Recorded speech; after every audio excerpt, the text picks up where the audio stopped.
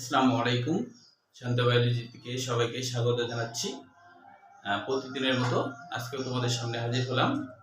জীববিজ্ঞান প্রথম পত্রের ৭ অধ্যায় নগ্নবীজি ও আবৃতবীজি উদ্ভিদ নিয়ে। আজকে আমাদের ৪র্থ নম্বর ক্লাস।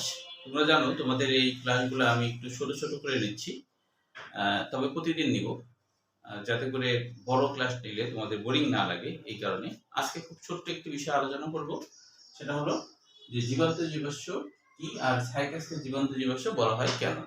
তো আমাদের তার আগের ক্লাসে কিছু কোশ্চিন ছিল। একজন কোশ্চিন করেছিলাম যে সাইকাসের যে কোরালেট মূল, সেখানে দুইটা সায়ানোব্যাকটেরিয়া ছিল, অর্থাৎ একটা হলো নষ্টক আর একটা হলো অ্যানাবেনা। তো এই দুইটা বাংলা অর্থ কি, অর্থাৎ অ্যানাবেনার বাংলা অর্থ কি আর নষ্টকের বাংলা অর্থ কি। তো দেখো, নষ্টক এরকম নাম কেন হলো? নষ্টক সায়ানোব্যাকটেরিয়া গুলা এরা এক ধরনের ব্যাকটেরিয়া, তবে এই ব্যাকটেরিয়াতে ক্লোরোফিল থাকে, এই জন্য এর নাম নীলাভ শৈবাল বা সায়ানোব্যাকটেরিয়া। তো নষ্টক নামক যে সায়ানোব্যাকটেরিয়া, তারা দেখতে গোল হয়, তাই এর নাম নষ্টকের বাংলা অর্থ বৃত্তাকার। নষ্টকের বাংলা অর্থ বৃত্তাকার। আরেকটা হলো অ্যানাবেনা। অ্যানাবেনা নামটা কেন হয়েছে? অ্যানাবেনা প্রথমে বৈজ্ঞানিকরা মনে করেছিল অ্যানাবেনা আসলে বিলুপ্ত হয়ে গেছে, এখন আর অ্যানাবেনা নাই, আগে ছিল, এরকম মনে করা হয়েছিল। পরবর্তীতে দেখা গেল যে না, অ্যানাবেনা আসলে বিলুপ্ত হয়নি, আছে।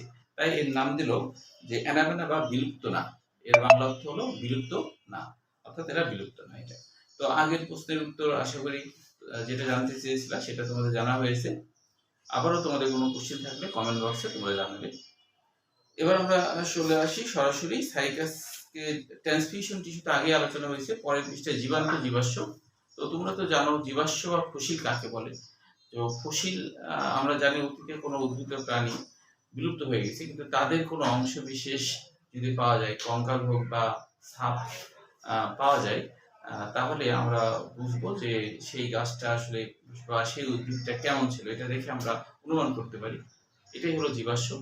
তাহলে হচ্ছে প্রাণীর ক্ষেত্রে কঙ্কাল বা হাড়-হুড্ডি পাওয়া গেলে বোঝা যায়। উদ্ভিদের ক্ষেত্রে হয়তো সাগরের মানে সাইবেরিয়া অঞ্চলে অনেক সময় বরফের নিচে চাপা পড়ে থাকে কিছু উদ্ভিদের পাতা বা ডাল, এগুলো দেখে বোঝা যায় যে এখন না, এটা অতীতে এই উদ্ভিদটা ছিল।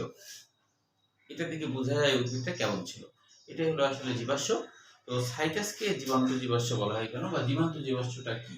জীবান্ত জীবাশ্ম বলতে বোঝায় যে যদি অতীতে কোনো উদ্ভিদ বা প্রাণী ধ্বংস হয়ে গেছে, এখন আর পৃথিবীতে নাই আর কি, কিন্তু দেখা যাচ্ছে যে ওই জীবাশ্মের মতোই বর্তমানে একটা উদ্ভিদ আছে যেটা দেখতে অতীতে ধ্বংস বিলুপ্ত হয়ে যাওয়া উদ্ভিদের সাথে মিল আছে, পরিপূর্ণ মিলের মতোই দেখা যায়। এরকম যদি হয় তাহলে এটাকে বলা হয় জীবান্ত জীবাশ্ম। যেমন সাইকাডেলিস বর্গের উদ্ভিদরা অতীতে পৃথিবীতে ছিল, বর্তমানে পৃথিবীতে নাই। তো অতীতে পৃথিবীতে ছিল, বর্তমানে নাই, কিন্তু হচ্ছে যে এই সাইকাডেলিসের মতোই দেখতে ছিল আমাদের এই সাইকাস উদ্ভিদটা। আমাদের যে সাইকাস উদ্ভিদ, সেটা দেখতে সাইকাডেলিস বর্গের মতোই ছিল। তো এই সাইকাডেলিস বর্গের মতো হওয়ার কারণে সাইকাস উদ্ভিদকে জীবন্ত জীবাশ্ম বলা হচ্ছে। কারণ এটা এই জীবাশ্মটা জীবন্ত, মানে এখন যে সাইকাস বেঁচে আছে এর মতোই ছিল সাইকাডেলিস বর্গের উদ্ভিদগুলা, সেই জন্য সাইকাসকে জীবন্ত জীবাশ্ম বলা হয়। তাহলে এটা গেল যে সাইকাসের জীবন্ত জীবাশ্ম বলা হয় কেন। তাহলে এটা ক্ষয়ের জন্য অনেক সময় আসে, এটা তোমরা ক্ষয়ের জন্য মুখস্থ করবা। এরপরে হলো সাইকাসের জনন প্রক্রিয়া। এরপরে দেখো সাইকাস উদ্ভিদের সাথে ফার্নের সাদৃশ্য, এটা তোমরা নিজেরা পড়লে বুঝতে পারবা, এটা অবশ্য পরীক্ষায় আসে না। এবার দেখো যে সাইকাসের জনন প্রক্রিয়ার মধ্যে দুই রকমের জনন আছে, অর্থাৎ অযৌন জনন এবং যৌন জনন। অযৌন জনন হলো যদি শুক্রাণু কোনো মিলন ছাড়াই কোনো বংশ বিস্তার ঘটে, তাহলে সেটা অযৌন জনন। সাইকাসের ক্ষেত্রে এরকম হয় যে সাইকাসের কাণ্ডের গোড়াতে অনেক সময় মুকুলের বাংলা অর্থ হলো অনুচারা, ছোট ছোট চারার মতো কিছু গঠন দেখা যায়, সেটা তুলে নিয়ে লাগালে দেখা যায় যে আবার নতুন সাইকাস গাছ হয়। তাহলে এটা হলো সাইকাসের অযৌন জনন। তবে এটা সব থেকে বেশি হয় মার্চ এপ্রিল মাসে, এটা আমরা মনে রাখবো, মার্চ এপ্রিল মাসে। আগামী দিন ইনশাল্লাহ আমরা যৌন জনন থেকে শুরু করবো। আজকের মতো এখানে শেষ করছি। আল্লাহ হাফেজ। আসসালামু আলাইকুম।